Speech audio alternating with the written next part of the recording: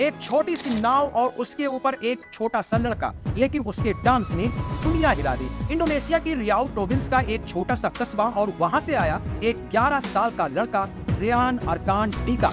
अगस्त के महीने में रियाउ के ट्रेडिशनल बोट रेस पाको जानूर के दौरान एक छोटी सी बोट के टिप पर इस बच्चे ने ऐसा डांस किया कि सबकी आंखें उस पर टिक गईं और उसका डांस मूव पूरी दुनिया में पॉपुलर हो गया। इसका वीडियो पहली बार साल की शुरुआत में जनवरी में टिकटॉक पर शेयर किया गया। यह कोई सिंपल डांस नहीं था, यह था ऑरा फार्मिंग डांस, एक ऐसा डांस स्टाइल जो पूरी तरह डीका का अपना था।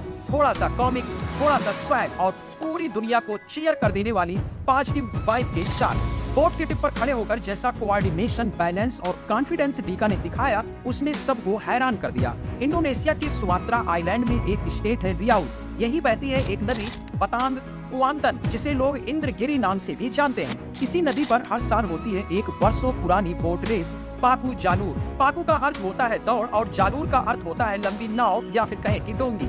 यह बोट रेस रियाउ के मिनांग काबाऊ और मेलायू समुदाय के बीच होती है। इसका आयोजन हर साल अगस्त के महीने में होता है, इंडोनेशिया के स्वतंत्रता दिवस के आसपास, यानी 17 अगस्त के आसपास। यह पाकू जालूर रेस सिर्फ एक ट्रेडिशनल रेस भर नहीं है, बल्कि इसे वहाँ के लोग लक, स्ट्रेंथ और यूनिटी का प्रतीक मानते हैं। इस रेस में हर टीम के पास 20 से 30 मीटर लंबी लकड़ी की बोट होती है, जिसे 40 से 50 लोग मिलकर चलाते हैं। हर एक बोट के टिप पर एक आर्टिस्ट या फिर कहें कि डांसर होता है, जिसे तुकांग तारी कहते हैं। उसका काम होता है अपने साथियों को मोटिवेट करना, जोश बनाए रखना, क्योंकि नाव का अगला हिस्सा हमेशा हिलता रहता है। इसलिए बैलेंस बनाए रखने के लिए कलाकार के रूप में ज्यादातर बच्चों को ही चुना जाता है और इसी तुकांग तारी के रोल में पूरी दुनिया ने देखा एक 11 साल के लड़के का चमत्कार, जिसका नाम है रेयान अरकान टीका।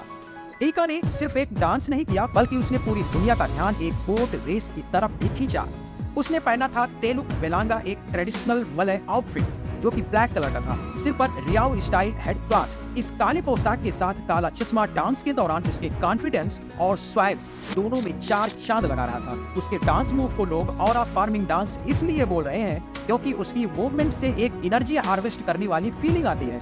ऐसा लगता है जैसे वो हवा से पॉजिटिव ऑरा खींच रहा हो और उससे सबको चार्ज और मोटिवेट कर रहा हो। ऑरा फार्मिंग एक जेन जी शब्द है। ऑरा का प्रयोग आभा मंडल को प्रदर्शित करने के लिए किया जाता है, जो कि पर्सन अपने बारे में विकसित करता है। टीका के डांस में कोई कोरियोग्राफी नहीं थी, या पूरी तरह उसका अपना डांस था। उसकी मूवमेंट्स स्पॉन्टेनियस थी। जनरली इस रेस में जो डांसर होते हैं वो सिर्फ अपने कल्चर को रिप्रेजेंट करते हैं, लेकिन टीका ने मॉडर्न एनर्जी के साथ कल्चरल ग्रेस का ऐसा जबरदस्त मिक्सचर किया, ये पूरी दुनिया में वायरल हो गया। टीका का aura farming dance movement social media पर धमाका मचाए हुए है। दुनिया भर के सेलिब्रिटीज, जिसमें टॉप एथलीट्स भी शामिल हैं, इसे कॉपी कर रहे हैं। इस छोटे से परफॉर्मेंस ने टीका को बना दिया है इंटरनेट का ग्लोबल सेंसेशन और ये डांस बन गया है global dance trend.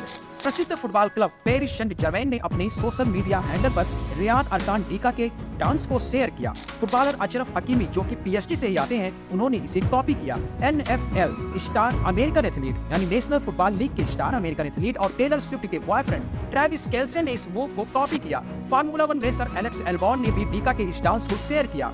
MotoGP star Fabio क्वार्टारारो ने भी इसे शानदार ढंग से अपनी बाइक पर अंजाम दिया।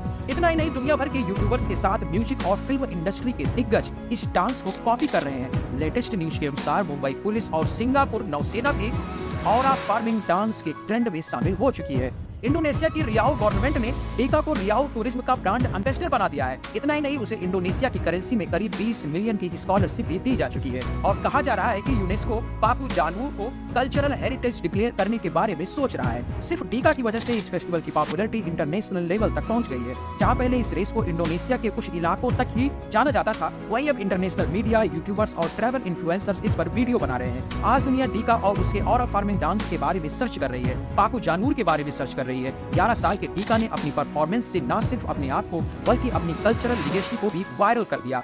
टीका ने दुनिया को दिखा दिया कि उम्र सिर्फ एक नंबर है। टैलेंट कहीं भी और कभी भी उभर कर आ सकता है। टैलेंट और पैशन के लिए किसी बड़े स्टेज की जरूरत नहीं है। इंटरनेट के जमाने में एक छोटी सी नौका भी ग्लोबल स्टेज बन सकती है और एक 11 साल का लड़का भी ग्लोबल आइकॉन बन सकता है। Thank you.